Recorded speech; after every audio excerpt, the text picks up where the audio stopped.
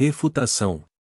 3. O princípio geral resultante dessa doutrina é que os anjos são seres puramente espirituais, anteriores e superiores à humanidade, criaturas privilegiadas e votadas à felicidade suprema e eterna desde a sua formação, dotadas, por sua própria natureza, de todas as virtudes e conhecimentos, nada tendo feito, aliás, para adquiri-los.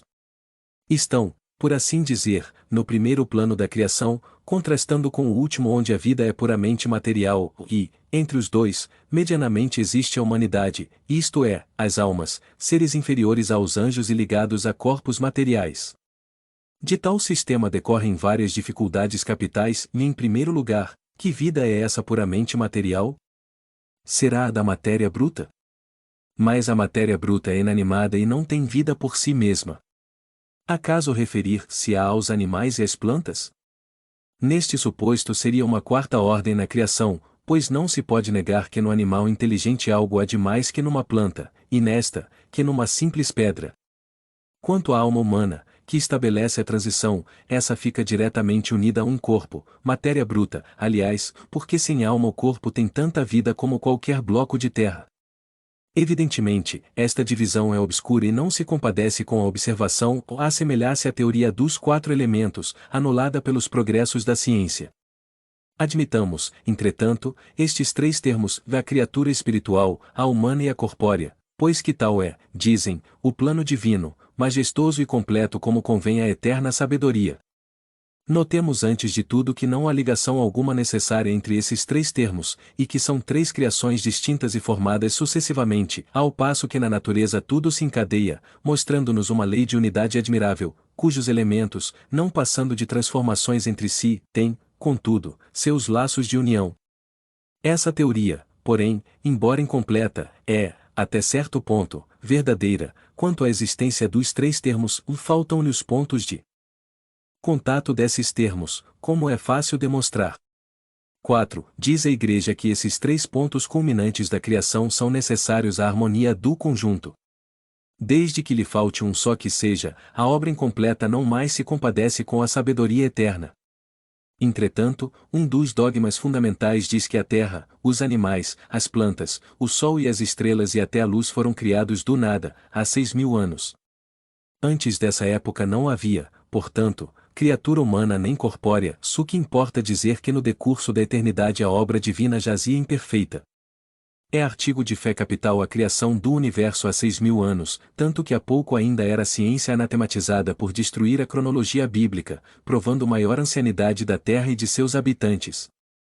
Apesar disso, o Concílio de Latrão, concílio ecumênico que faz lei em matéria ortodoxa, diz que acreditamos firmemente num Deus único e verdadeiro, eterno e infinito, que no começo dos tempos tirou conjuntamente do nada as 2 criaturas, se espiritual e corpórea.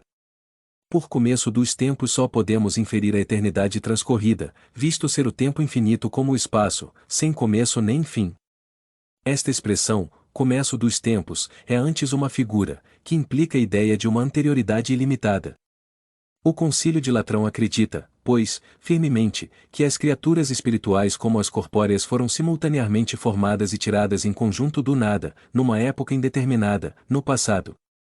Aqui fica reduzido, assim, o texto bíblico que data a criação de 6.000 dos nossos anos. E, ainda que se admita seja tal o começo do universo visível, esse não é seguramente o começo dos tempos. Em qual crer, no concílio ou na Bíblia?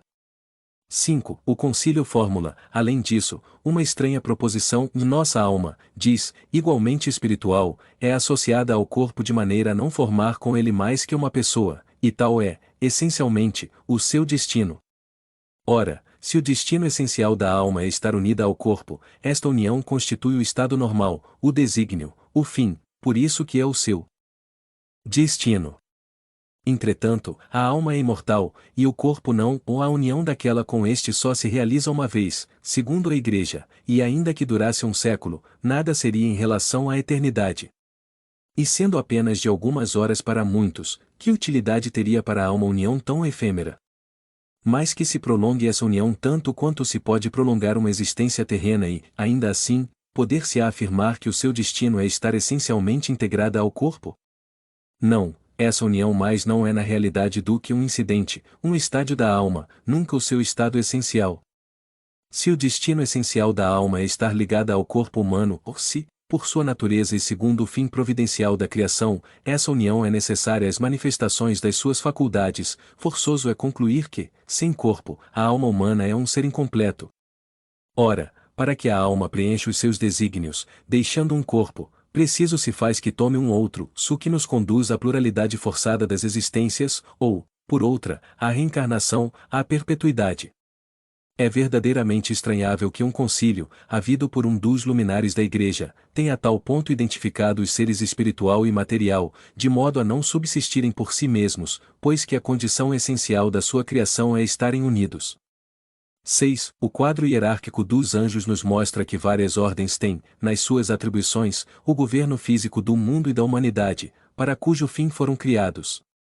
Mas, segundo o Gênesis, o mundo físico e a humanidade não existem senão há 6.000 anos, e o que faziam, pois, tais anjos, anteriormente a essa era, durante a eternidade, quando não existia o objetivo das suas ocupações? E teriam eles sido criados de toda a eternidade? Assim deve ser, uma vez que servem à glorificação do Todo-Poderoso. Mas, criando-os numa época qualquer determinada, Deus ficaria até então, isto é, durante uma eternidade, sem adoradores. 7. Diz ainda o concílio, de enquanto dura esta união tão íntima da alma com o corpo. Há, por conseguinte, um momento em que a união se desfaz. Esta proposição contradita que sustenta a essencialidade dessa união. E diz mais o concílio, as ideias lhes chegam pelos sentidos, na comparação dos objetos exteriores. Eis aí uma doutrina filosófica em parte verdadeira, que não em sentido absoluto. Receber as ideias pelos sentidos, segundo o eminente teólogo, uma condição inerente à natureza humana, mas ele esquece as ideias inatas, as faculdades por vezes tão transcendentes, a intuição das coisas que a criança traz do berço, não devidas a quaisquer ensinos. Por meio de quais sentidos, jovens pastores, naturais calculistas, admiração dos sábios, adquirem ideias necessárias à resolução quase instantânea dos mais complicados problemas? Outro tanto pode dizer-se de músicos, pintores e filólogos precoces. Os conhecimentos dos anjos não resultam da indução e do raciocínio, têm-nos porque são anjos, sem necessidade de aprendê-los, pois tais foram por Deus criados, enquanto a alma, essa deve aprender. Mas se a alma só recebe as ideias por meio dos órgãos corporais, que ideias pode ter a alma de uma criança morta ao fim de alguns dias, se admitirmos com a Igreja que essa alma não renasce? 8. Aqui reponta uma questão vital: qual há de saber-se se a alma pode adquirir conhecimentos após a morte do corpo? Se uma vez liberta do corpo não pode adquirir novos conhecimentos, a alma da criança, do selvagem, do imbecil, do idiota ou do ignorante permanecerá tal qual era no momento da morte, condenada à nulidade por todo o sempre. Mas se, ao contrário, ela adquire novos conhecimentos depois da vida atual, então, é que pode progredir. Sem progresso ulterior para a alma, chega-se a conclusões absurdas, tanto quanto admitindo-o se conclui pela negação de todos os dogmas fundados sobre o estacionamento, a sorte irrevogável, as penas eternas etc. Progredindo a alma, qual o limite do progresso? Não há razão para não atingir por ele o grau dos anjos ou puros espíritos. Ora, com tal possibilidade não se justificaria a criação de seres especiais e privilegiados, isentos de qualquer labor, gozando incondicionalmente de eterna felicidade, ao passo que outros seres menos favorecidos só obtêm essa felicidade a troco de longos, de cruéis sofrimentos e rudes provas. Sem dúvida que Deus poderia ter assim determinado, mas, admitindo-lhe o infinito de perfeição sem o qual não fora Deus, força é admitir que coisa alguma criaria inutilmente, desmentindo a sua justiça e bondade soberanas.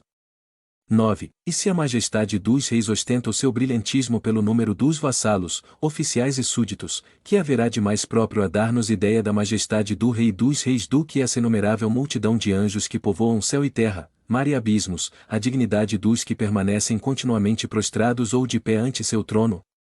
E não será rebaixar a divindade confrontá-la com o Fausto dos soberanos da terra? Essa ideia, inculcada no espírito das massas ignorantes, falseia a opinião de sua verdadeira grandeza. Sempre Deus reduzido às mesquinhas proporções da humanidade. Atribuir-lhe, Como necessidade, milhões de adoradores, perenemente genuflexos ou de pé diante dele, é emprestar-lhe vaidade e fraqueza próprias dos orgulhosos déspotas do Oriente. E que é que faz os soberanos verdadeiramente grandes? É o número e brilho dos cortesãos? Não, é a bondade, é a justiça, é o título merecido de paz do seu povo. Perguntarei se haverá algo de mais próprio a dar-nos a ideia da grandeza e majestade de Deus do que a multidão de anjos que lhe compõem a corte. Mas, certamente que há, e essa coisa melhor é apresentar-se Deus às suas criaturas soberanamente bom, justo e misericordioso, que não colérico, invejoso, vingativo, exterminador e parcial, criando para sua própria glória esses seres privilegiados, cumulados de todos os dons e nascidos para a felicidade eterna, enquanto a outros impõem condições penosas na aquisição de bens, punindo erros momentâneos com eternos suplícios. 10. A respeito da união da alma com o corpo, o Espiritismo professa uma doutrina infinitamente mais espiritualista, para não dizer menos materialista, tendo ademais a seu favor a conformidade com a observação e o destino da alma. Ele ensina-nos que a alma é independente do corpo, não passando este de temporário invólucro, já a espiritualidade é-lhe a essência, e a sua vida normal é a vida espiritual. O corpo é apenas instrumento da alma para exercício das suas faculdades nas relações com o mundo material, separada desse corpo, goza dessas faculdades mais livre e altamente. 11. A união da alma com o corpo, em ser necessária aos seus primeiros progressos, ocorre no período que poderemos classificar como da sua infância e adolescência, o atingido, porém, que seja, um certo grau de perfeição e desmaterialização, essa união é prescindível, e o progresso faz-se na sua vida de espírito. Ademais, por numerosas que sejam as existências corpóreas, elas são limitadas à existência do corpo, e a sua soma total não compreende, em todos os casos, senão uma parte imperceptível da vida espiritual, que é ilimitada. Este audiolivro representa uma contribuição para aquelas pessoas que necessitam, como é o caso dos deficientes visuais, os deficientes auditivos, pessoas acamadas que se encontram em hospitais e clínicas, e como forma de acesso e divulgação da doutrina espírita, para que todos lembrem-se de valorizar e reconhecer o trabalho do autor adquirindo suas obras. Por favor, não esqueça de deixar o seu like, inscreva em nosso canal e compartilhe, para que possamos melhorar e seguir publicando. A caridade é o caminho para a evolução. Muito obrigada, que a paz do nosso Mestre Jesus esteja com todos vocês e seus familiares.